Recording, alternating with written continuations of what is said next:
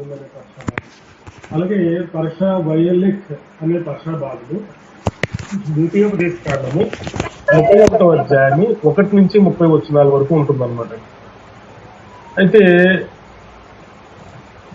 మనం చూస్తూ ఉన్నాము, మనం ఈ షబ్బాతు గడిచిన తర్వాత మనము దేంట్లోనికి వెళ్తామనంటే పరమ తండ్రి యొక్క పరిశుద్ధ నియామక కాలాలు, అంటే మరి హై హాలిడేస్, అంటే గొప్ప మరి పండుగ దినాల్లోనికి మనం వెళ్తాం. అందులో మొదటి పండుగ ఏంటంటే యోమ్ హా తెరువా, అంటే రోష్ హషానా అని ఈ మొదటి దినానికి మరి చాలా పేర్లు ఉన్నాయి, చాలా పేర్లు ఉంటాయి. అయితే రోష్ హషానా అంటారు, యోమ్ హా తెరువా అంటారు. ఏదేమైనప్పటికీ కూడా అంటే నెల ఆరంభము, సంవత్సర ప్రారంభం అన్ని కూడా. దాని తర్వాత 10 రోజులకు వచ్చే యోమ్ కిప్పూర్ దినము, అది కూడా గొప్ప పండుగ దినమే. దాని తర్వాత మరలా 4 రోజుల తర్వాత వచ్చే పర్ణశాలల పండుగ అంతా కూడా మనందరికీ బాగా సంతోషకరమైనటువంటి పండుగలు అన్నమాట. అయితే ఈ పండుగల్లోనికి, ఈ పరిశుద్ధ దినాల్లోనికి వెళ్ళబోయే మనము మరి ఈ షబ్బాతులో మనం గుర్తు చేసుకోవాల్సిన అంశమును మరి ప్రారంభ పదంగా ఉన్నటువంటి నిట్సావిం అనే పదం నుంచి మనం చూస్తే కనుక అది ద్వితీయోపదేశ కాండము 29వ అధ్యాయము, ద్వితీయోపదేశ కాండము 29వ అధ్యాయము 9వ వచనం నుంచి ప్రారంభమవుతుంది. 29వ అధ్యాయము 9వ వచనం, దయచేసి ఎవరైనా చదవండి.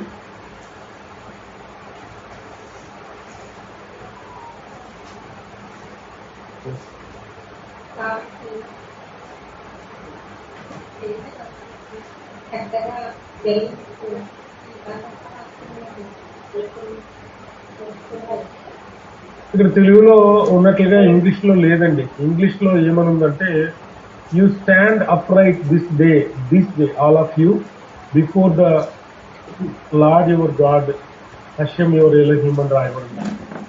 ఇక్కడ ఈ రోజు, దిస్ డే అనే మాట రాయబడింది. అది మన తెలుగు బైబిల్లో మిస్ అయిందండి. హీబ్రూ బైబిల్లో కూడా ఆ యోమ్ అనే పదం వాడబడింది. ఈ రోజు అంటే అది ఏ రోజును సూచిస్తుంది అని అంటే ఖచ్చితంగా రోష్ హషానా రోజునే సూచిస్తుంది అనమాట. కాబట్టి ఈ పర్షా భాగాలు ఏవైతే ఉన్నాయో, పర్షా నిట్సావిం, వైఎల్ఎక్స్ అనే పర్షా భాగాలు ఏవైతే ఉన్నాయో ఇవి ఖచ్చితంగా రోష్ హషానాకు ముందే వస్తాయన్నమాట. అంటే రోష్ హషానా, యోమ్ కిప్పూర్ మధ్యలో, అంటే ఈ దినాలకు ముందుగానే మరి మనం ఏదైతే తెలుకోత ప్రార్థన చేస్తున్నామో, మనం ఏదైతే పాప ప్రాయశ్చిత్తార్థ నిమిత్తము మనము ఈ యొక్క దినాల్లో ఈ ప్రార్థన, ప్రత్యేకమైన ప్రార్థన చేస్తున్నాము, ఆ దినాల్లోనే ఈ పర్షా భాగాలు వస్తాయన్నమాట.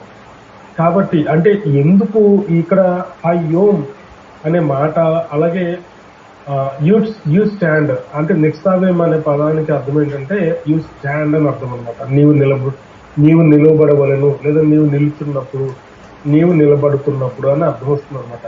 You stand upright this day ఈ దినమున నువ్వు సరిగ్గా నిలబడాలి.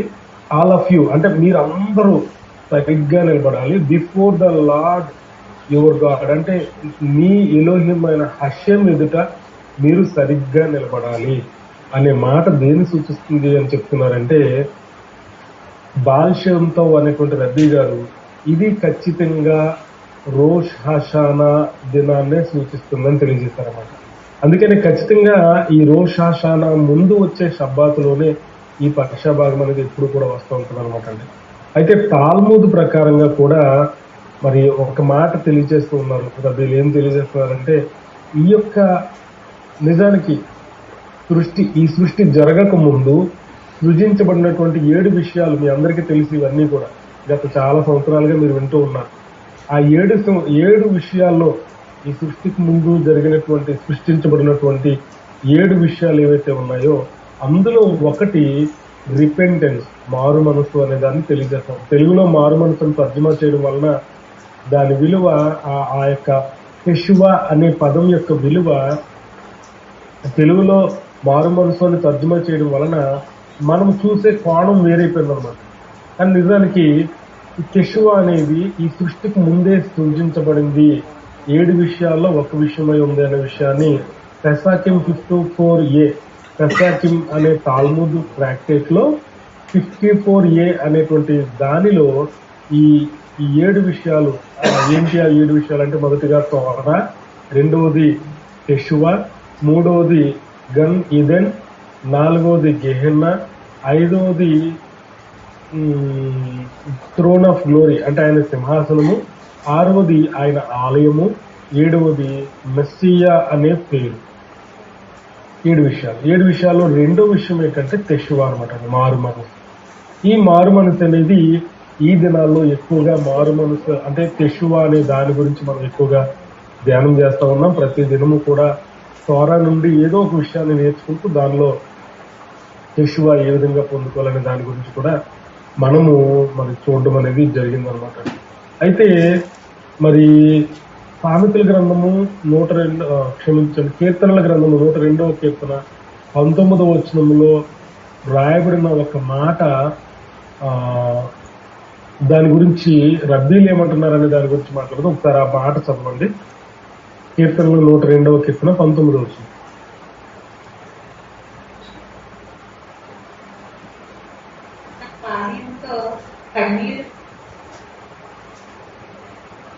దయచేసి మీరు ఎవరైనా చదవండి.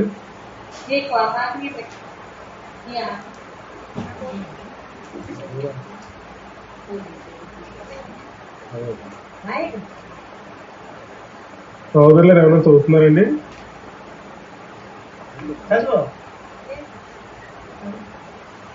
102వ కీర్తన 19వ వచనం.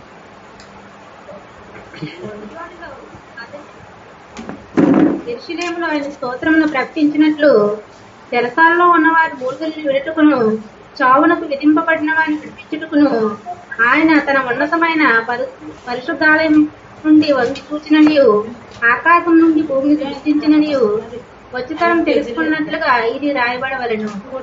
వచ్చే తరము తెలుసుకున్నట్లుగా, వచ్చే తరము ద నెక్స్ట్ జనరేషన్ తెలుసుకున్నట్లుగా ఏం చేయబడాలంటే this shall be written for the generation to come. వచ్చే తరము తెలుసుకున్నట్లుగా ఇది రాయబడింది. ఏమని రాయబడింది అంటే ప్రతి ఒక్కరు కూడా, మనలో ప్రతి ఒక్కరు కూడా దేని కోసం సృజించబడ్డమాట. మళ్ళీ ఒకసారి చదవండి ఆ మాట. 102వ కీర్తన 19వ మాట చదవలేదు.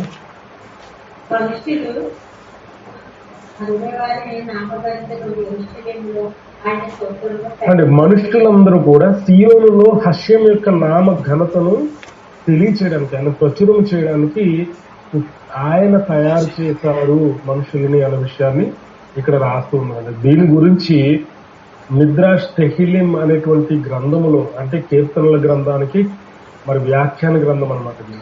దానిలో కీర్తనలో 102 అనే దానిలో రబ్బీ విలియం బ్రాడ్ గారు ఏమని రాశారు అంటే, ఏమని దాని గురించి కామెంటరీ చేశారు, దాని గురించి ఏమని వ్యాఖ్యానించారంటే, these words refer to those generations that are guilty before their wicked deeds, but who come and repent and pray for them and pray before you on New Year's Day and on the Day of Atonement, and thereby power of their deeds, so that the Holy One, blessed be He created them in new as it is written. అంటే ఇక్కడ దీని గురించి ఈ రబ్బీ William broad గారు ఏం చెప్పారంటే, ఒక్క తరమును నేను తయారు చేస్తున్నాను. ఆ తరం ఏం చేస్తుందంట అంటే, ఈ చెడిపోయినటువంటి తరాలన్నిటి, అంటే అంతకు ముందు ఉన్న వాళ్ళందరూ చెడిపోయిన వారి యొక్క చెడు ప్రవర్తనలను బట్టి ఆ తరం వాళ్ళు ఏం చేస్తారంటే వీళ్ళందరి కోసము ప్రార్థన చేస్తారట. బారుకష్యం, ఇప్పుడు మీరు ఎవరైతే ఈ సెలికోత ప్రార్థనలో పాల్గొంటున్నారో మీరందరూ కూడా ఎవరి కోసం ప్రార్థన చేస్తున్నారో తెలుసా? మీకోసమో లేదా మీ పిల్లల కోసమో కాదు, కానీ చెడిపోతున్నటువంటి తరాలు, మన తరంలో ఎవరైతే చెడిపోతున్న వారు ఉన్నారో వాళ్ళందరి పాపాల కోసం, వాళ్ళందరి యొక్క పాపక్షమాపణ కోసం మనం ప్రార్థన చేస్తున్నాం. అంటే మనం రాబోయే ఒక తరము, అంటే ద జనరేషన్ టు కమ్, ఒక రాబోయే జనము, అంటే ఎవరైతే ఈ ప్రార్థనలో ఏకీభవిస్తారో వాళ్ళు మరి ఈ తరములో ఉన్న లేదా ఇంతకు ముందు పుట్టి పాపిస్తూ వాళ్ళు కదా పాపులుగా లేదంటే హర్షం యొక్క ఆజ్ఞలకు వ్యతిరేకంగా తిరుగుతున్న వాళ్ళు ఎవరైతే ఉన్నారో వాళ్ళందరి పాప క్షమాపణ కోసం మనం ప్రార్థన చేస్తున్నాం బారుక్ హషెం అని ఈ రబ్బీ గారు చెప్పారు. అంటే నిజానికి హషెం ఏం చేస్తారంట, నేను ఎప్పుడు కూడా మనం ఒక మాట గుర్తు చేసుకుంటుంటాం, our God is a God of second chance. మన తండ్రి రెండవ అవకాశాన్ని ఇచ్చే తండ్రి.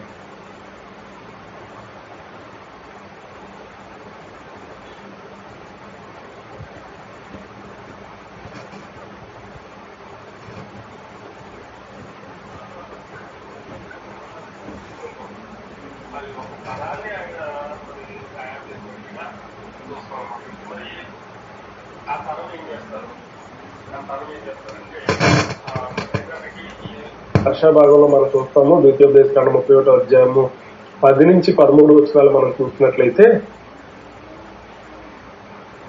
ధర్మశాస్త్రములో మరి ఒకసారి చదవండి. ద్వితీయోపదేశకాండము 31వ అధ్యాయము 10 నుంచి 13 వచనాలు ఎవరైనా చదవండి అమ్మా. వారితో ఇట్లా నేను ప్రతి 7వ సంవత్సరాంతమున అనగా నియమింపబడిన గడువు సంవత్సరమున నీ తండ్రి అయిన అదునై ఏర్పరచుకున్న స్థలమందు ఇజ్రాయేలందరూ ఆయన సన్నిధిని కనబడి పర్ణశాల పండుగను ఆచరించినప్పుడు ఇజ్రాయేలందరి ఎదుట ఈ ధర్మశాస్త్రమును ప్రకటించి వారికి వినిపించవలను. నీ తండ్రి అయిన అదునైకి భయపడి ఈ ధర్మశాస్త్ర వాక్యములన్నిటినీ అనుసరించి నడుచుకున్నట్లు పురుషులేమి స్త్రీలేమి పిల్లలేమి నీ పురములోనున్న పరదేశులేమి వాటిని విని నేర్చుకుంటకై అందరినీ పోగు చేయవలను. థ్యాంక్స్ అండి. అయితే ఎప్పుడైతే ఈ మాటలు ఏవైతే ఉన్నాయో అంటే అందరినీ ఒక చోట సమాజముగా కూర్చొని అంటే నిలబడినప్పుడు అందరూ ఒక చోట సమకూర్చబడినప్పుడు అప్పుడు తోరా అనే దాన్ని తోరాను చదవాలి అనే దాన్ని మరి ఏదైతే తోరాలో రాయబడి ఉందో మోషే గారి ద్వారా ఆజ్ఞాపించబడిందో ఈ మాటలు మరి తాల్మూద్ గ్రంథాలు రాసినటువంటి రబ్బీలు చాలా మంది చాలా రకాలుగా వారు వ్యాఖ్యానం చేశారండి. అయితే ఈ మాటల గురించి ఒక రబ్బీ గారు చాలా లోతుగా చాలా లోతైన మాట చెప్పారనమాట. ఆ మాట ఏంటంటే ఎవరు చెప్పారు రబ్బీ గారు అని అంటే రబ్బీ ఎలియాహు డేవిడ్ రబ్బీనోవిచ్ థియోమిమ్ అనేటువంటి రబ్బీ గారు. ఈయన 1843లో పుట్టి 1905లో చనిపోయారండి. ఈ రబ్బీ గారు మరి ఇక్కడ ఎందుకు వీళ్ళందరూ సమకూర్చబడ్డారు, దీన్ని ఏమంటారంటే 7వ సంవత్సరము అని మాట రాయబడింది. దాన్ని హిబ్రూలో హెకెల్ అని పిలుస్తారు. ఇది ఎప్పుడు ప్రారంభించబడిందంటే మరి 1945వ సంవత్సరంలో పర్ణశాలల పండుగ జరిగిందండి. ఆ పర్ణశాలల పండుగలో ఈ 7వ సంవత్సరాన్ని మరి వారు లెక్కించడం అనే దాన్ని అంటే మోడర్న్ టైమ్స్ లో ఈ దినాల్లో మరి వాళ్ళు చేశారనమాట. ఈ హెకెల్ లేదా 7వ సంవత్సరంలో వీళ్ళందరినీ గ్యాదర్ చేసి తోరా వినిపించడం అనే దాన్ని ఎప్పుడైతే చేశారో దాని గురించి ఆయన కొన్ని మాటలు చెప్పారనమాట. అక్కడ చేరిన వారందరినీ కూడా ఏమన్నారంటే ఒక గుంపు అంటే ఇశ్రాయేలు గుంపు, ఆ గుంపుని అంటే ఇంగ్లీష్ లో క్రౌడ్ అని పిలుస్తారు. ఆ గుంపు గురించి తాల్మూదులో ఏమని రాయబడిందంటే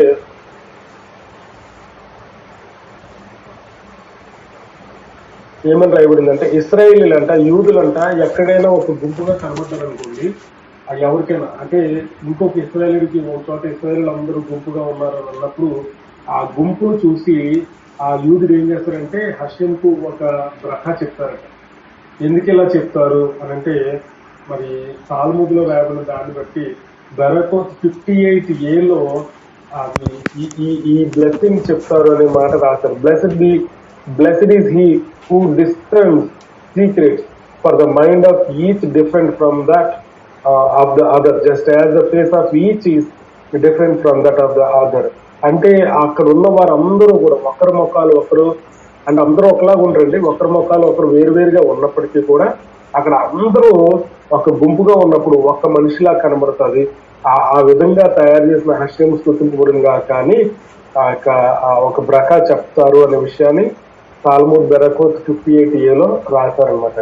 అయితే ఇక్కడ ఈ క్రౌడ్ ఏదైతే ఉందో ఆ క్రౌడ్ ఎంతమంది అంటే 6 లక్షల మంది. నేను మరి అన్నయ్య ఇదివరకు చాలా సార్లు చెప్పారు, నేను కూడా గుర్తు చేశాను. అయితే ఈ 6 లక్షలు అనేది ఏంటి సంఖ్య అంటే దీని గురించి మనం దాదాపు గంటన్నర ప్రసంగం విన్నాం. గతంలో అన్నయ్య చెప్పిన ప్రసంగం మీరు వినే ఉంటారు. ఈ 6 లక్షలు ఏంటి అని అంటే తోరాలో ఉన్న 6 లక్షల అక్షరాలు. నిజానికి తోరాలో 6 లక్షల అక్షరాలు మరి దేన్ని సూచిస్తాయనంటే ఇశ్రాయేలీయుల యొక్క 6 లక్షల మంది ఆత్మలను సూచిస్తాయన్నమాట. దీని గురించి జోహార్ ఏం చెప్తుంది అని అంటే, జోహార్ రబ్బీ అరీ ఖాన్ అనేటి ఆయన మోరే హా ఆయిష్ అనేటువంటి దానిలో బమిద్బార్ అనేటువంటి గ్రంథం ఉంది, నేషన్ ఆఫ్ ఇజ్రాయెల్ అనే దాని గురించి మాట్లాడుతూ జోహార్ గ్రంథము ఈ 6 లక్షల అక్షరాలు కూడా త్వరాలో రాయబడినటువంటి అక్షరాలు 6 లక్షల ఇశ్రాయేలీయుల యొక్క ఆత్మలకు సాదృశ్యంగా ఉన్నాయి అనే విషయాన్ని తెలియజేస్తున్నారు. దీని గురించి జోహార్ హదాష్ షిర్హా షిరిం 74D అనే దాంట్లో రాయబడిందండి. ఏమని రాయబడింది ఇంకా అంటే, ఈ 6 లక్షల అక్షరాలు కూడా మరి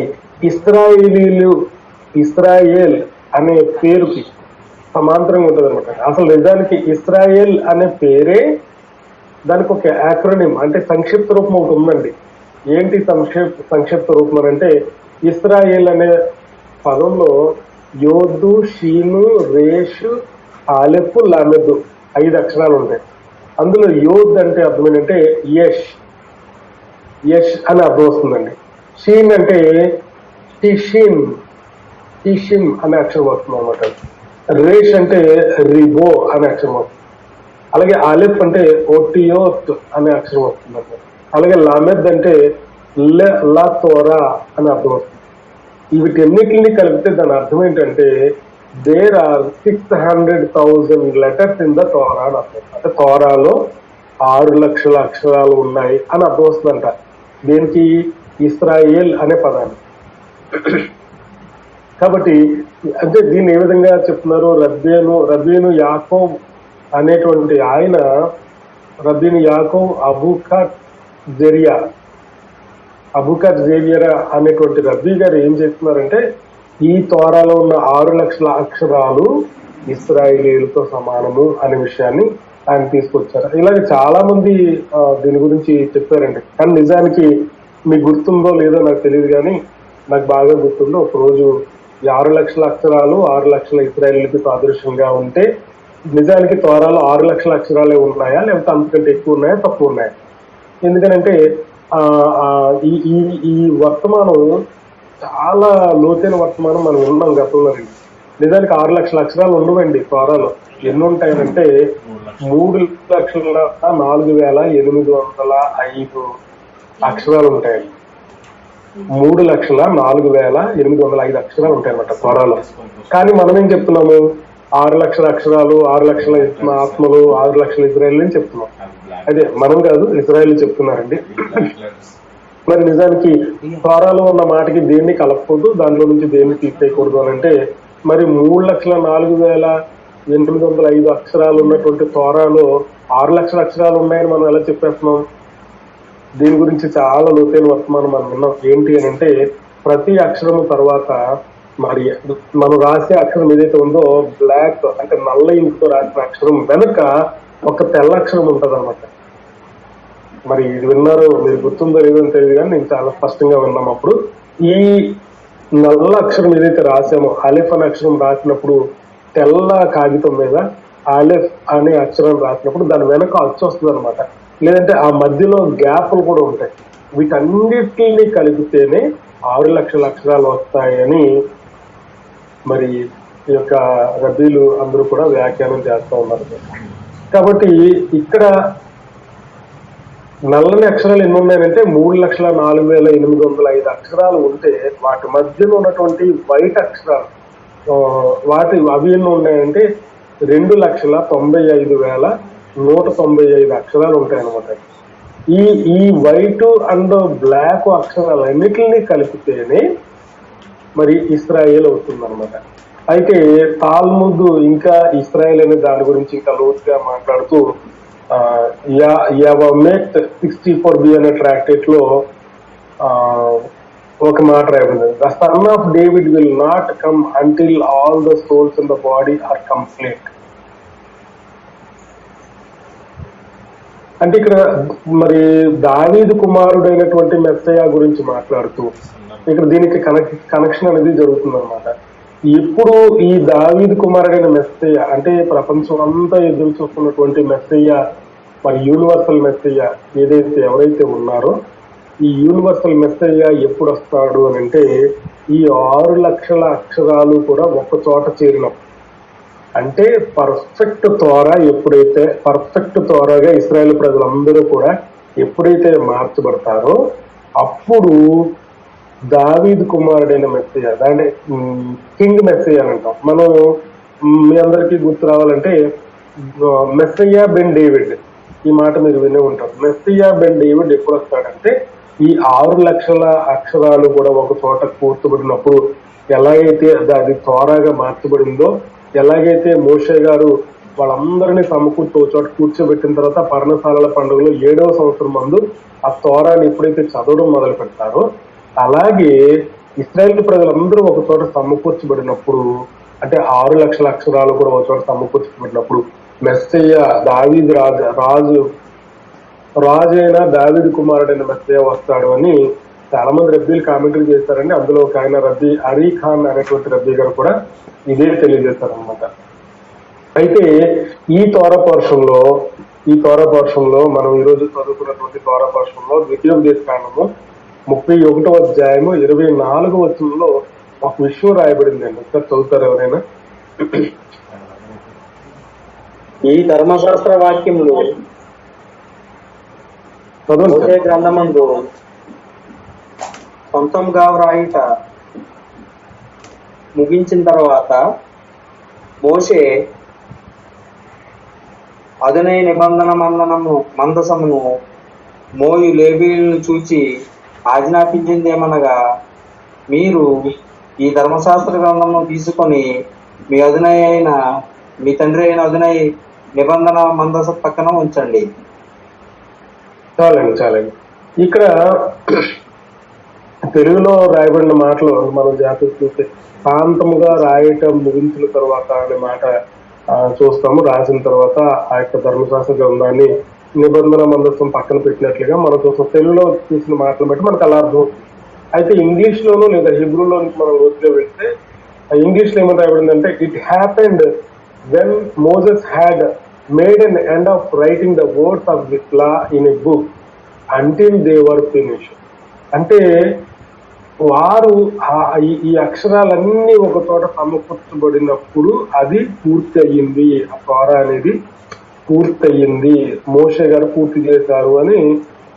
సొంతంగా కాదండి, శాంతముగా. ఈరోజు క్రైస్తవులందరూ కూడా మోషే గారు సొంతంగా రాశాడు అన్నట్టుగా చెప్పుకొస్తుంటారు. ఈ మాటను బట్టి కాదండి, శాంతంగా అంటే ఓవరాల్ గా మొత్తం అంతా కలిపి నిదానంగా ఆయన దానిని పూర్తి చేస్తాడు అనే మాట మనకి అక్కడ కనిపిస్తారు. అయితే ప్రియ సోదరులారా, మరి 1948వ సంవత్సరంలో ఇప్పుడు ఏం జరిగింది అని అంటే, అప్పటి వరకు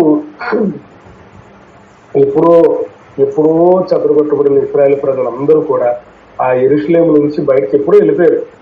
1948 మే 14వ తారీఖు నుంచి ఏం జరిగిందంటే, ఇశ్రాయేలీలు మరలా వారి దేశానికి అంటే యెరూషలేముకు తిరిగి చేరుకున్నారు. మరి నేనైతే ఆ వీడియోలు కూడా చూస్తానండి, నెట్లో ఏమైనా దొరుకుతాయేమో చూస్తాను. అప్పుడు వారు అమెరికా యొక్క సాయంతో ఇశ్రాయేల్ అందరూ కూడా వారి దేశానికి, ఇశ్రాయేల్ దేశానికి చేరుకున్నారు. ఎప్పుడైతే చేరుకున్నారో వారందరూ ఒక గుంపుగా ఉన్నారు. అప్పుడు ఇంచుమించు 6 లక్షల మంది యూదులు అక్కడికి చేరుకున్నారటండి. 6 లక్షల మంది యూదులు అయితే అక్కడికి చేరుకున్నారు, కానీ ఇంచుమించుగా చేరుకున్నారు, కానీ పూర్తి అవ్వలేదంట. ఎప్పుడు పూర్తిగా చేరుకున్నారు అంటే 1967వ సంవత్సరంలో అప్పటికి వాళ్ళు 6 లక్షల మంది పూర్తయ్యారట. అయితే ఇక్కడ ఏం జరిగింది, ఈ జోహార్ అనే గ్రంథము ఈ విషయం గురించి మనకి తెలియజేస్తున్నట్లుగా రబ్బీ అరీ ఖాన్ గారు మాట్లాడుతున్నారు. ఏమనంటే, యెరూషలేము ఎప్పుడు యునైటెడ్ అవుతుంది, ఎప్పుడు యెరూషలేము ఒక ముఖ్య పట్టణంగా ఎప్పుడు ఉంటుంది అంటే, యెరూషలేములో 6 లక్షల మంది యూదులు ఎప్పుడైతే చేరుకుంటారో అప్పుడే యెరూషలేము ఒక ఒక గొప్ప పేరు వస్తుంది దానికి అనే విషయాన్ని రబ్బీలు తెలియజేస్తా ఉన్నారనమాట. పరమతండ్రి స్తోత్రం, హల్లెలూయా. అయితే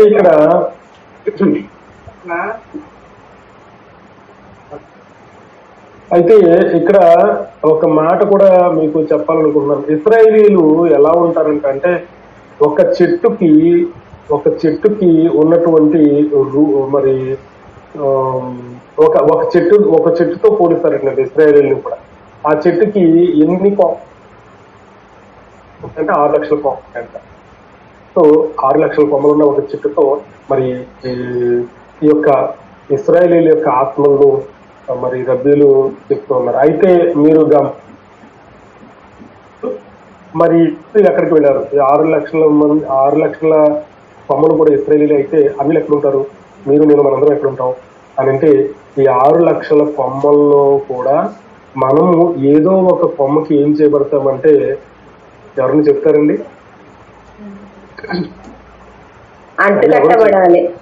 బారుకష్యం గ్రాఫ్టింగ్ అనేది జరుగుతుందండి. అడవి ఒలివ కొమ్మలమైన మనల్ని హర్షం తీసుకొచ్చి ఏం చేశారంటే ఈ 6 లక్షల కొమ్మలు ఉన్నటువంటి చెట్టుతో అంటు కట్టారనమాట. కాబట్టి మనలో ఎవ్వరు కూడా ఏ విధంగా భయపడక్కర్లేదు. ఎందుకంటే మరి మనము అన్యులమైనప్పటికీ కూడా హర్షం ఏం చేస్తున్నారంటే ఈ చెట్టులో ఉన్న కొన్ని కొమ్మలకు మనల్ని అంటు కడుతున్నారు. వెన్నుమురకు అనే మాట వాడబడింది. ఏంటి అంటు కట్టబడటము అనే దాని గురించి మనము ఇంకా ముందుకు చూసుకోవచ్చు. అయితే ఇక్కడ ఎఖీదా అనేటువంటి ఒక కాన్సెప్ట్ మీరు గతంలో మరి మదర్ని చెప్పిన మాటలు విన్నారు. వాటిలో ఒకసారి నేను గుర్తు చేస్తున్నాను. అయితే ఈ ఎఖీదా అనే మాట గురించి ఒక 2 మాటలు నేను చెప్పి ముందుకు వెళ్తాను. అయితే ఇక్కడ తాల్ముద్ గ్రంథంలో రాశి గారు నిర్గమకాండము 19వ అధ్యాయం గురించి మాట్లాడుతూ రాశి గారు ఏమన్నారంటే for Moses and for Israel అనే మాట వాడబడింది. అంటే మోషేకును ఇశ్రాయేలీలకును అనే మాట వాడబడింది అన్నమాట నిర్గమకాండ 19వ అధ్యాయంలో. అయితే రాశి గారు ఈ మాట గురించి చెప్తూ ఏమన్నారంటే ఇశ్రాయేలీలు అందరూ ఎలా ఉన్నారు మోషే గారు అంటే మోషే రబ్బీని గారు ఒక్కడు 6 లక్షల మంది ఇశ్రాయేలీలతో సమానంగా ఉన్నాడు బారుకష్యం. కాబట్టి అంటే ఆయన ఎలా ఉన్నారు, మోషే గారు ఎలా ఉన్నారు అనే దాని గురించి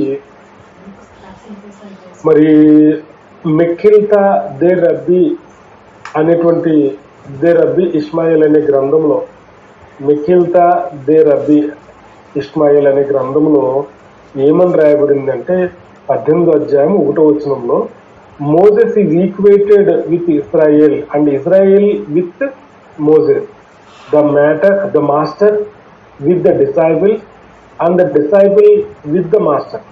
మోషే గారు ఇశ్రాయేలీలతోనూ ఇశ్రాయేలీలు మోషే గారితోనూ ఉన్నట్టుగా. అంటే ఒక బోధకుడు అంటే ఒక గురువు గారితో శిష్యులతో గురువు ఎలా ఉన్నారో అలా ఉన్నారని చెప్తున్నాడు అక్కడ. That the lord had taken Israel out of Egypt.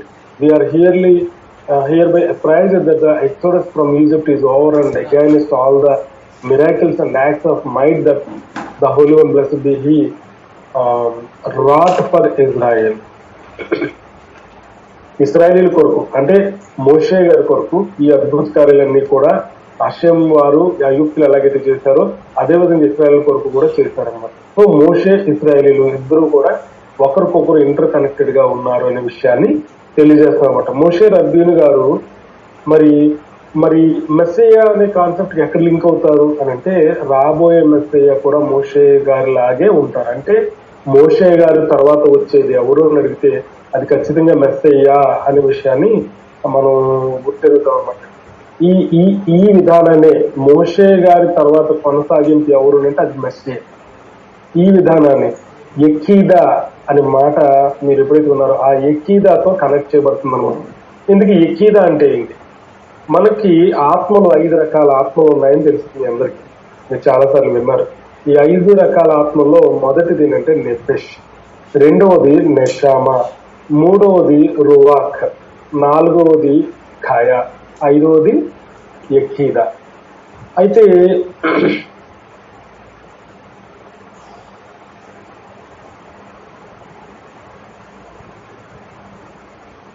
ఈ ఐదింటిలో కూడా మరి మరి ఈ 5 రకాల ఆత్మలు ఎవరెవరిలో ఉంటాయి అనే విషయాన్ని మరి జోహార్ గ్రంథంలో రాయబడిందంటే, ఇది యెషయా గ్రంథము 52వ అధ్యాయం గురించి మాట్లాడుతూ ఇక్కడ ఏమని రాశారంటే, యెషయా గ్రంథం 52వ అధ్యాయం గురించి కామెంటరీలు అంటే వ్యాఖ్యానంగా ఈ యొక్క జోహార్ గ్రంథంలో ఏమి రాయబడిందంటే, అక్కడ కొన్ని మాటలు ఉంటాయి. నా సేవకుడు అందరికంటే గొప్పవాడిగా ఎంచబడతాడు, అతను ఉన్నతమైన స్థితిలో ఉంటాడు అనే మాటలు రాయబడతాయి అనమాట. ఇవి ఎవరి గురించి రాయబడ్డాయి అంటే ఖచ్చితంగా మెస్సియా వారి గురించే రాయబడింది అనమాట. అంటే ఈ మెస్సియాక్ అనేటువంటి ఆయన యొక్క ఆత్మ ఏ లెవెల్లో ఉంటుంది అని అంటే చివరి లెవెల్ అండి, యఖీదా అనేటువంటి లెవెల్లో ఉంటది అనమాట. అయితే ఈ 5 లెవెల్స్ లో నెఫెష్ అనేది ప్రతి ఒక్కరికి ఉంటుందండి. అంటే దీని జంతు ఆత్మ అని మనకి చాలా సార్లు విన్నాం. అలాగే ఈ ఈ ఈ రువాక్ అండ్ నెషామా ఎవరికి ఉంటాయనంటే మరి అంటే నిజానికి నెషామా అనేది మనుషులకు ఉంటది. రువాక్ అంటే మనుషుల్లో ఉన్న పరిశుద్ధమైన ఆత్మ, అంటే మంచి చెడ్డ వివేచన వచ్చేదేమో నెషామా అయితే, మంచిని మాత్రమే ప్రోత్సహించేదేమో రువాక్ అనమాట అండి, పరిశుద్ధాత్మ అని చెప్తాం. అలాగే ఈ రెండు కూడా నీతిమంతులైన వారికి మాత్రం ఉంటుందండి. ఈ రెండు నెషామా రువాక్ ఈ రెండు కూడా నీతిమంతులకు ఉంటుందంట. ఆ రెండు ఉన్న వాళ్ళు నీతిమంతులుగా ఉంటారన్నమాట. అలాగే ఖాయా అనే 4వ లెవెల్ ఎవరికి ఉంది అని అంటే మోషే గారికి ఉందంటే బారుకష. అయితే ఈ 5వ లెవెల్ ఎవరికి ఉందంటే ఇది సూపర్ న్యాచురల్ లెవెల్ అనమాట. దీని గురించి ఒకసారి మేము ఒక రబ్బీ గారిని అడిగితే ఆయన ఏమన్నారంటే, you can't understand that level without knowing all the before levels అని చెప్పేసాను. అంటే ఆ లెవెల్ మీరు అర్థం చేసుకోవాలంటే ముందు లెవెల్స్ అన్ని మీరు అర్థం చేసుకోవాలన్నమాట. అయితే ఈ యఖీదా అనే లెవెల్ ఎవరికి ఉంటుంది అని అంటే కింగ్ డేవిడ్ అంటే దావీదు కుమారుడైన మెస్సయ్య అంటే మెస్సయ్య బెన్ డేవిడ్కి ఉండేటువంటి ఆత్మ ఏ లెవెల్లో ఉంటుంది అంటే యఖీదా అనమాట. సో ఇవన్నీ ఎందుకు చెప్తున్నాను అని అంటే ఈ మనకి క్రొత్త నిబంధన గ్రంథాల్లో రాయబడిన కొన్ని మాటలు అర్థం చేసుకోవాలంటే ఈ బేసిక్ నాలెడ్జ్ లేకపోతే అర్థం కాదండి. కాబట్టి ఈ బేసిక్ విషయాలు మనం తెలుసుకోకపోతే క్రొత్త నిబంధనలో కొన్ని విషయాలు మనకి అర్థం కావు. వాటిని తప్పుదారి పట్టి వాటిని తప్పుగా మనం అర్థం చేసుకునే అవకాశం ఉంటుంది అనమాట. అయితే మనం చూస్తే కనుక ఈ మెస్సియాకి ఉన్నటువంటి ఈ యఖీదా అనే లెవెల్ను మనం అర్థం చేసుకోవడానికి రబ్బీ ఇస్సాక్ గిన్స్బర్గ్ గారు ఒక మాట తెలియజేశారండి. ఆయన ఆదాం కద్మోన్ అనేటువంటి గ్రంథంలో ఈ ఒక మాట రాశారు. ఈ ఆదాం కద్మోన్ అనే దాన్ని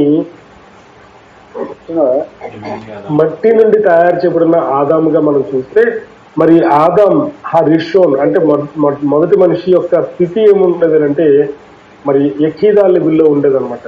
అయితే ఎప్పుడైతే అతను పాపం చేశాడో ఆ లెవెల్ పడిపోయి అతనికి ఏమైందనంటే మరి ఈ యొక్క నషామా అనేది అతనికి ఇవ్వబడింది అనమాట. అయితే ఏదైతే తప్పు జరిగిందో ఆ తప్పును ఫిక్స్ చేయడానికి మరలా ఆదాము యొక్క ఆత్మ చివరి దినాల్లో మరలా వస్తుంది అనమాట. యఖీదా స్పిరిట్ తో, యఖీదా మన హయ్యర్ లెవెల్ ఆత్మతోటి ఒక ఆదాము గారు వస్తారనమాట. ఇతన్ని ఆదాం కద్మోన్ అని పిలువబడింది అనమాట. ఇతను ఏం చేస్తాడు అని అంటే ఈ రెండింటిని అంటే ఈ భూమిని హషేం యొక్క సన్నిధితో లింకప్ చేస్తారన్నమాట. అంటే ఈ మొదటి ఆదాము చేసిన తప్పును సరి చేసి మొదటి ఆదామును చివరి ఆదాము రెండు ఆత్మలో ఒక్కటిగా చేరుస్తారు. ఎందుకు ఇవంతా మనకి ఏ మాటలు మనం అర్థం చేసుకోవాలంటే పౌలు గారు చెప్తున్నటువంటి మొదటి కొరింథీయులకు రాసిన పత్రిక 15వ అధ్యాయము 45-47 వచ్చిన 45 నుంచి 47 వచనాలు చదివితే మనకు కొంచెం అర్థమవుతుంది అనమాట. మొదటి కొరింథీయులకు రాసిన పత్రిక 15వ అధ్యాయము 45 నుంచి 47 వచనాలు.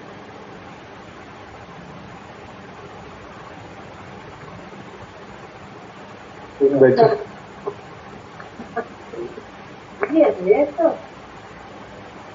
సోదరులారా ఎవరైనా చదవండి. లైటింగ్ లేదు సరిగ్గా. ఇందు విషయమై ఆదామును మొదటి మనుషుడు, జీవించు ప్రాణి ఆయనని రాయబడి ఉన్నది. కడపటి ఆదాము జీవింపజేయు ఆత్మ ఆయన. ఆత్మ సంబంధమైనది మొదట కలిగినది కాదు, ప్రకృతి సంబంధమైనదే మొదట కలిగినది, తర్వాత ఆత్మ సంబంధమైనది. మొదటి మనుషుడు భూ సంబంధమైనవై మట్టి నుండి పుట్టినవాడు, రెండవ మనుషుడు పరలోకం నుండి వచ్చినవాడు. మట్టి నుండి పుట్టిన వాడెట్టివాడో మట్టి నుండి పుట్టినవారు అట్టివారే. పరలోక సంబంధమైన ఎట్టివాడో పరలోక సంబంధము అట్టివారే. చాలండి. ఇక మొదటి మనిషి ఎలా ఉన్నాడు అని అంటే మట్టి నుంచి తీయబడ్డాడని, అతను జీవించే ఆత్మగా అయ్యాడని. రెండవ మనిషి అంటే రెండవ ఆదాం కద్మోన్ ఇతను ఎవరు అని అడిగితే జీవింపజేసే ఆత్మ. పౌలు గారికి ఈ కాన్సెప్ట్ మీద ఎంత లోతుగా ఆయన జ్ఞానం ఉందో ఈ ఒక్క మాటలో మనకు తెలిసిపోద్ది అనమాట. కాబట్టి ఈ మొదటి ఆదాము చేసిన పాపమును కడపటి ఆదాము వచ్చి దాన్ని రెక్టిఫై చేసి దాన్ని సరిచేసి ఎఖీదా స్పిరిట్ ని చూపిస్తాడనమాట. ఇది ఎంత గొప్పగా ఉందో చూడండి. అందుకనే the second man is the lord from heaven, అంటే ఆయన పరలోకము నుండి వస్తున్నాడు అని చెప్తున్నాడు అన్నమాట. కాబట్టి ఇక్కడ ఈ మాటలను బట్టి బాల్షేన్ పావు గారు ఏం చెప్తున్నారంటే ప్రతి ఒక్క యూదుడు కూడా ఈ ఆదాం కద్మోన్ అనేటువంటి ఆదాం కద్మోన్ అంటే king David, Messiah Ben David తో ఐక్యం అవ్వడానికి ప్రతి ఒక్క యూదుడు కూడా తనకు తాను శుద్ధుడిగా మారి, తనకు తాను రెక్టిఫై చేసుకుని, తనకు తాను తెషువా పొందుకుని, తనకు తానుగా పర్ఫెక్ట్ గా తయారైతే గాని ఈ ఆదాము అనే ఎకీదా ఆత్మతో కలవలేడంటండి. అందుకని ఆదాం అనే మాటకి నిజానికి ఆదాం ఆలెఫ్ దాలెఫ్ మేము. ఈ ఆలెఫ్ దాలెఫ్ మేంలో ఆలెఫ్ అంటే మొదటి ఆదాము, దాలెఫ్ అంటే దావీదు గారు, మేం అంటే మెస్సియా. ఈ 3 అక్షరాలు 3 వ్యక్తులు సూచిస్తున్నాయి అనమాట. ఈ 3 వ్యక్తులు కూడా మరి ఎప్పుడు లింకప్ చేయబడతారు అంటే 3 వ్యక్తులు అంటే త్రిత్వం అని అనుకోకండి.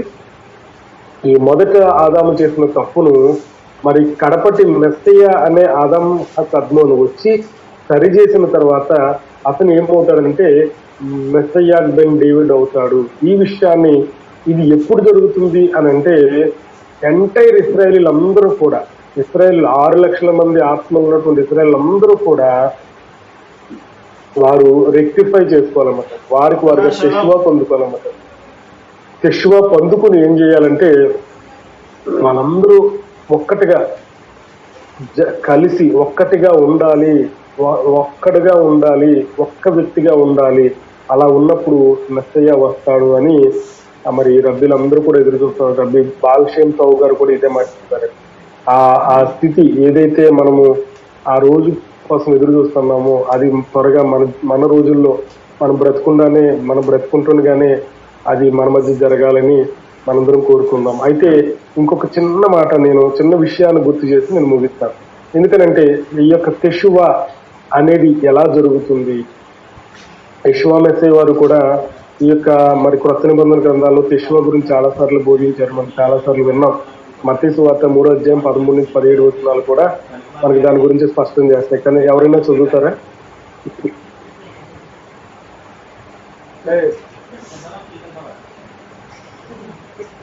మత్తయి సువార్త 3:13-15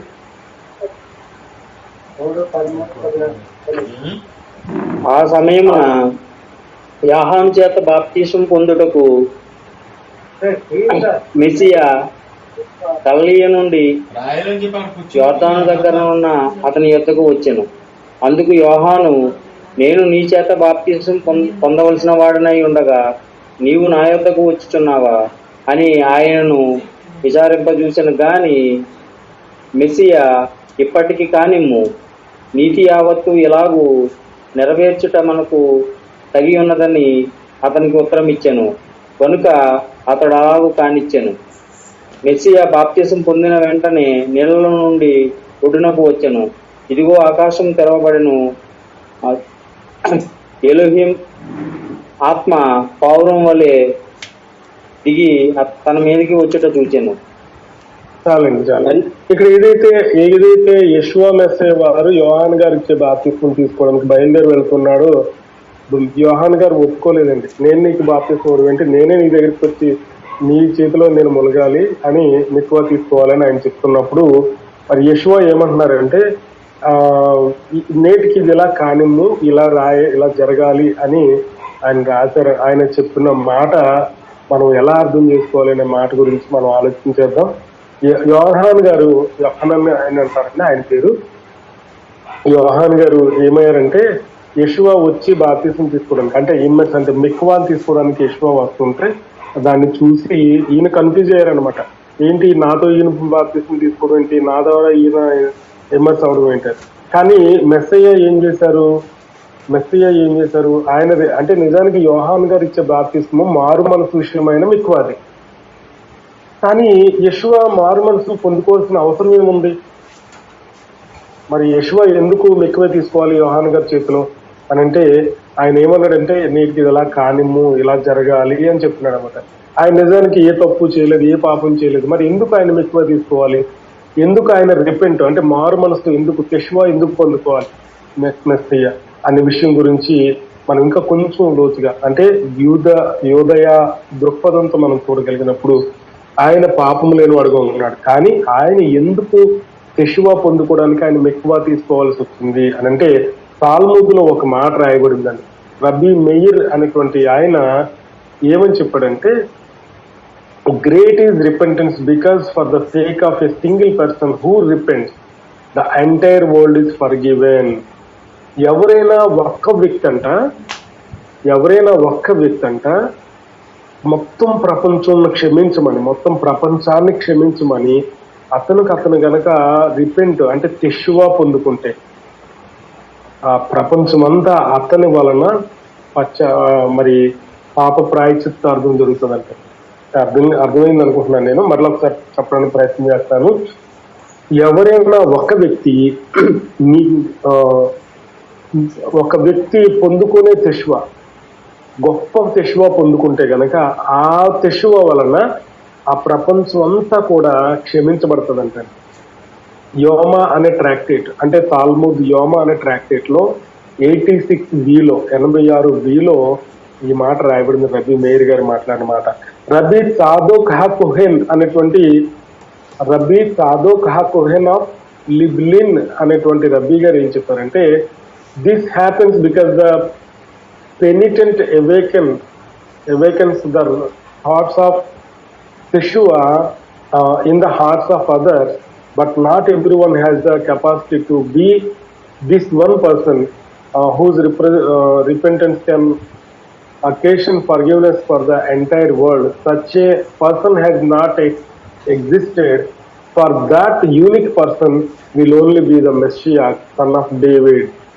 ఏమని రాశారంటే ఈ రబ్బీ సాదోక్ హా-కోహెన్ అనే ఆయన ఏమని చెప్పారంటే ఈ దీని గురించి మాట్లాడుతూ ఇది ఈ విధానము ఏదంటే ఎంటైర్ ప్రపంచాన్ని క్షమించమని అడగడానికి ఒక వ్యక్తి యెషువా ఎప్పుడైతే ఏ వ్యక్తి అయితే యెషువా పొందుకుంటాడో అలా పొందుకునే వ్యక్తి ఈ ప్రపంచంలో ఇంతవరకు ఎవరూ రాలేదు. కానీ ఒకే ఒక వ్యక్తి పొందుకుంటాడు. అలాగా ఆ పొందుకున్న వ్యక్తిని మెస్సయ్య అని పిలవచ్చు అని చెప్పాడు.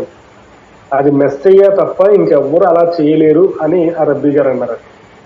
అలాగే ఆయన ఇంకేమన్నాడంటే Messiah will be the one and on account of his repentance the whole world will be forgiven. Messiah ఒక్కడు యెషువా పొందుకోవటం వలన మొత్తం ప్రపంచం క్షమాపణ పొందుతుంది. అంటే నిజానికి మెస్సయ్య ఎలా ఉంటాడు అని అంటే రబ్బీ నహ్మాన్ గారు ఏమన్నారంటే ఈయన గొప్ప నీతిమంతుడిగా ఉంటాడు. The tzaddik repents on behalf of Israel. ఈ నీతిమంతుడు ఇశ్రాయేలు ప్రజల పక్షాన రిపెంట్ అంటే యెషువా పొందుకుంటాడు. Therefore the closer people are to him the easier it is for them to repent and return to God because the tzaddik repents for them. ఇప్పుడు ఏమని చెప్తున్నాడు ఈయన రబ్బీ నెక్మన్ గారు? లిక్విటే ఎట్జ్నోత్ అనేటువంటి దాంట్లో త్సాదిక్ అనే గ్రంథంలో ఏం మాట్లాడారంటే, ఒక నీతిమంతుడంట ఇస్రాయేల్ ప్రజలందరి పక్షాన గనక తెషువా పొందుకుంటే వాళ్ళందరూ కూడా హషేం వారి వైపు తిరిగితే ఆ నీతిమంతుడి యొక్క ప్రాయశ్చిత్తము లేదా ఆ నీతిమంతుడు పొందుకునే తెషువా చాలా గొప్పది అని తెలియజేస్తున్నారు. మిగతా రబ్బీలు చాలా మంది రబ్బీలు చెప్పారండి, ఈ నీతిమంతుడు ఎవరో కాదు, అతను నీతిమంతుడు, అతను ఎవరో కాదు కానీ మెస్సయ్య మాత్రమే. రబ్బీ శామ్యుయల్ డ్రెస్నర్ గారు ద త్సాదిక్ అనేటువంటి గ్రంథంలో ఏం చెప్పారంటే, the guilt of the tzaddik on the other hand may be the guilt of complete fiction, it is the guilt which in fact does not exist at all. నిజానికి అతను ఏదో తప్పు చేయబడిన వాళ్ళలాగా అతను తెషువా పొందుకోవడం ఏంటి? తెషువా అనేది ఎవరు పొందుకోవాలి? ఎవరైతే తప్పు చేస్తారో వాళ్ళే పొందుకోవాలి. కానీ యూత గ్రంథాలు లేదా యూత రబ్బీలు ఏం చెప్తున్నారంటే, ఈ త్సాదిక్ అనేటువంటి మెస్సయ్యగా పిలువబడబోతున్నటువంటి ఈయన ఏదో తప్పు చేసిన వాళ్ళలాగా అతను తెషువా పొందుకోవడం ఏంటి అని అంటే, నిజానికి వెతికితే కూడా అతనిలో ఏ తప్పు దొరకదంట, కానీ అతను తెషువా పొందుకుంటాడు. కేవలం ఎవరి కోసం అంటే ఎంటైర్ ఇస్రాయేలీల ప్రజల పక్షాన అతను మరి తెషువా పొందుకుంటాడు అని చెప్తారు. రబ్బీ నఖమన్ గారు ఇంకా ఏం చెప్తారంటే, the true tzaddikim atone for sin as it is return but the wise men will bring atonement. నిజమైనటువంటి నీతిమంతుడంట అతనిలో ఏ పాపము లేకపోయినా అతను తెషువా పొందుకుంటాడు, అతను ఏం చేస్తారంటే పాపాలకు ప్రాయశ్చిత్తం చేయగలడు అని రబ్బీ నఖమన్ గారు చెప్పారు. దేనిలో ఏ మాటను బట్టి చెప్పారంటే, సామెతల గ్రంథము 16వ అధ్యాయము 14వ వచనంలో రాయబడిన మాటను బట్టి రబ్బీ నఖమన్ గారు ఇలా చెప్పారండి. ఒకసారి చదువుతారా?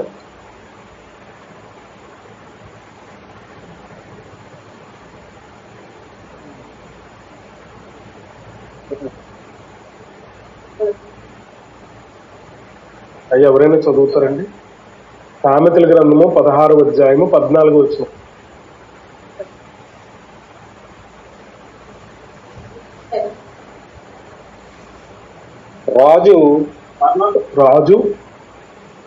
రాజు క్రోధము మరణదూత, జ్ఞాని అయిన వాడు ఆ క్రోధమును శాంతిపరచును.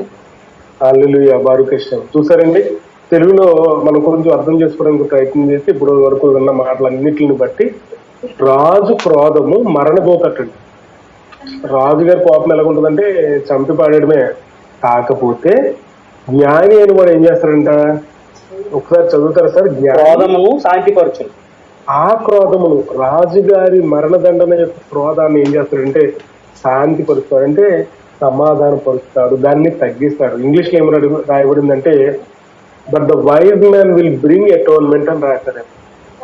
జ్ఞాని అయిన వాడు, వైజ్ మ్యాన్ ఎవరు అంటే త్సాదిక్, ఇతను ఏం చేస్తాడంటే ప్రాయశ్చిత్తము చేస్తాడు అని రాశారన్నమాట. లిక్విటే ఎట్జ్నోత్ త్సాదిక్ అనేటువంటి గ్రంథంలో ఈ మాట రాయబడింది. ఇప్పుడు చెప్పండి, వీటన్నిటిని బట్టి మనందరి పక్షాన విజ్ఞాపన చేస్తూ మనందరి పక్షాన కనిపెట్టుకుంటూ మన పాపాల కోసం చనిపోయి హషేం సన్నిధికి వెళ్ళి హషేం సన్నిధిలో మన కోసం విజ్ఞాపనం చేస్తున్నటువంటి ఒకే ఒక్కడైన నీతిమంతుడైనటువంటి త్సాదిక్ మెలెక్ మెషియాకి ఎవరు అని అడిగితే ఎవరండి?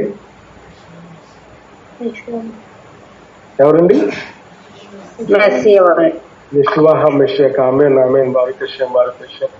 మరి ఆయన ఈ దినాలన్నిటిలో మనం మనం ఎలాగైతే తెషువా పొందుకుని మరి ఆయన ముందుకు వస్తూ ఉన్నామో, రేపు రోష ఆషాన రోజున నిలబడడానికి ఎలాగైతే సిద్ధపడుతున్నామో, మనందరి పక్షాన ఆయన మనకు తోడుగా ఉండి మరి మెస్సయ్య మనల్ని మన పరమ తండ్రి అయిన హష్యం ముందు నిలబెట్టడానికి సహాయం దయచేను గాక. బెజ్రాత్ హష్యం, ఆయన సహాయము, హష్యం యొక్క సహాయము మనకి ఇప్పుడు ఎల్లప్పుడూ ఉండును గాక. తండ్రి తన మాటలు దీవించి ఆశీర్వదించును గాక. ఆమేన్ ఆమేన్. అన్నయ్య ప్రార్థన చేయండి.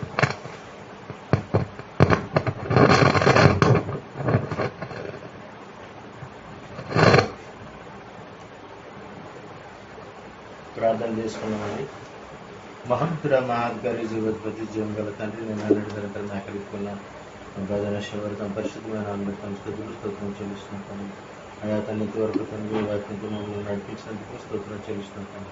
నన్న తల్లి మరి నెట్ సర్వం అంటే తండ్రి మీరు నిలిచిన్నారు అని సెలవిచ్చినట్టుగా తండ్రి, నన్న తండ్రి అదేవిధంగా తండ్రి, నన్న తండ్రి మరలా తండ్రి, నన్న తండ్రి మెషియాను మేము చూడగలిగేటప్పుడు తండ్రి మాకు వాకి ద్వారా భాగంలో మీరు మాకు చూపిన మార్గం బట్టి మీ స్తోత్రం చెల్లిస్తున్నాం తండ్రి. ఇంతవరకు తండ్రి నేను తండ్రి వాక్యం ద్వారా మమ్మల్ని బలపరిచిన తండ్రి సహోదరు సాగర్ గారిని తన భార్య మీరు దీవించి ఆశ్రయించండి. నేను ఆసక్తితో వాక్యంలో ప్రతి ఒక్క సహోదరుని మీరు దీవించి ఆశ్రయించి మీ కృపలో భద్రపరచండి తండ్రి. మేము తండ్రి నన్ను యెషువాయే మెస్సీయను తెలుసుకుంటూ మీ యొక్క తండ్రి నాన్న జ్ఞానం మాకు దయచేసి గ్రహించుకున్న మనసు మాకు దయచేసి గ్రహించినందుకు స్తోత్రం చేస్తున్నాం తండ్రి. అదేవిధంగా బలహీనులుగా బిడ్డలు కూడా మీరు దర్శించి ముక్తి స్పష్టపరచమని అడుగుతున్నాం తండ్రి. నేను ఎవరైతే బలహీనులుగా ఉన్నారో వారు మీరు దర్శించి నడిపి సహాయం చేయండి.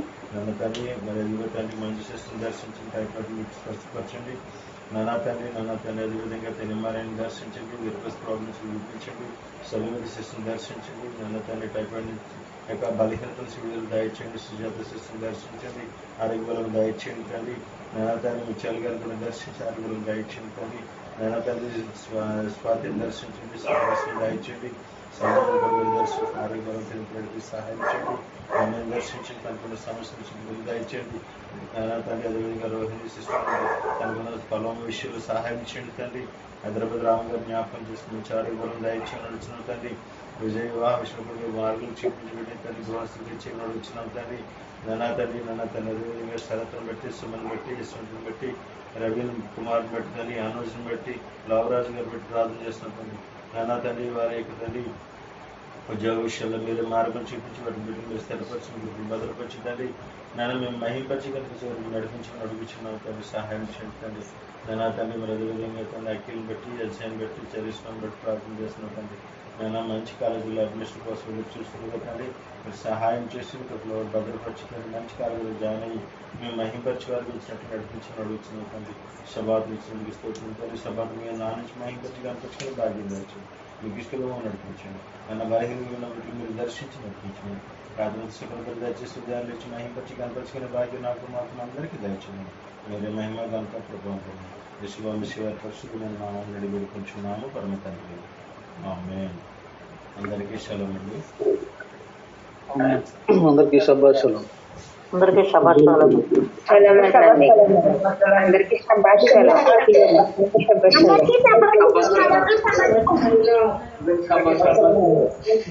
శుభాశలు.